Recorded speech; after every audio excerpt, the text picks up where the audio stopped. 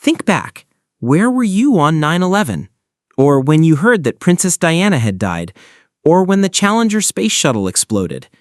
If you were alive then, chances are you can answer that instantly. You remember the room you were in, the person who told you, what you were wearing. The memory feels different. Not like a normal memory. It feels like a photograph, burned into your brain with the brilliant, shocking light of a flashbulb. This isn't just a feeling. It's a real, documented, and fascinating psychological phenomenon. It's called a flashbulb memory. It's the intensely vivid, long-lasting memory of the circumstances surrounding a moment when you heard a piece of surprising and consequential news. Notice the key part. It's not a memory of the event itself, unless you were there. It's the memory of your own personal moment of discovery. So what's happening in our brains? Why do these moments get a VIP pass in our memory banks while yesterday's lunch is already gone? It all comes down to two key ingredients: surprise and consequence. When an event is highly surprising and has a massive personal or social consequence, it triggers a special neural mechanism. Your brain's emotion center, the amygdala, goes into overdrive.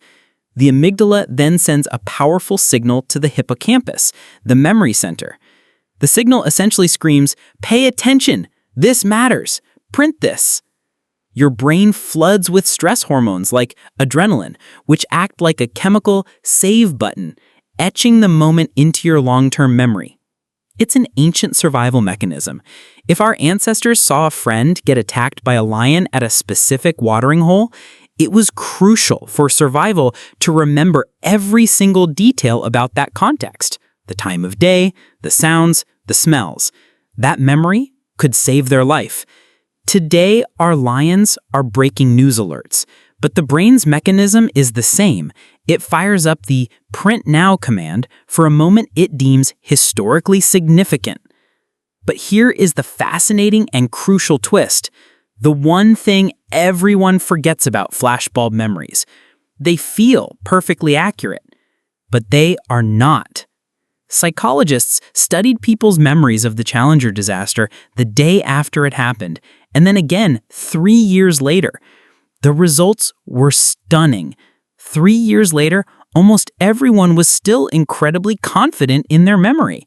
They'd say, "I remember it like it was yesterday." But a huge number of the details they remembered were completely wrong. People misremembered who told them, where they were, and what they were doing. The photograph in their head was a beautiful, vivid, confident fake. How is this possible? Because memory is not a recording device.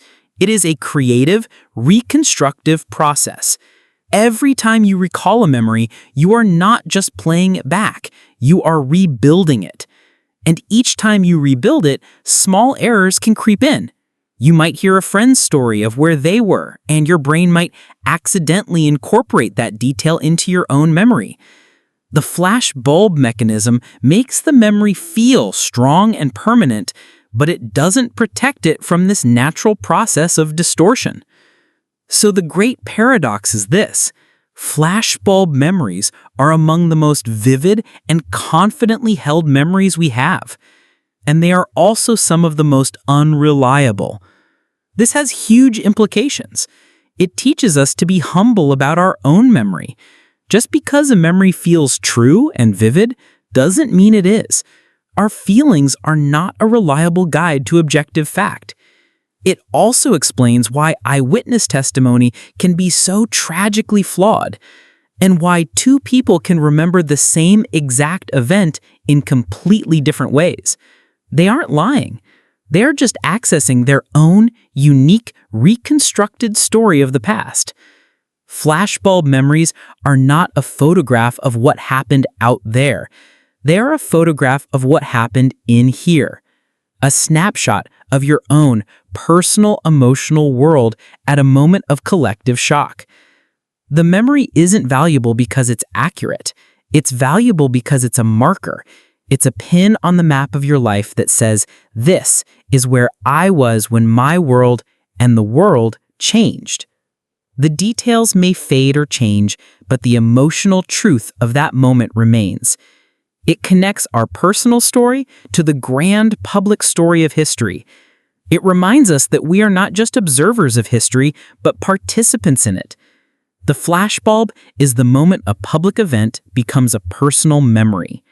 And in that sense, even if flawed, these memories are some of the most profound and human we have. They are the emotional fossils of our lifetime.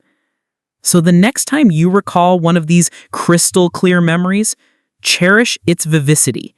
Honor the emotional truth it holds for you, but hold the details lightly. Be humble. Recognize that memory is a storyteller, not a stenographer. Our minds don't give us a perfect record of the past. They give us a story. And the greatest truth may not be in the accuracy of the details, but in the power of the story itself. If this video created a vivid memory for you, hit that like button to preserve it. Subscribe for more deep dives into the quirks of our minds. Share this with someone you shared a historical moment with. And in the comments, tell us, what is your most powerful flashbulb memory?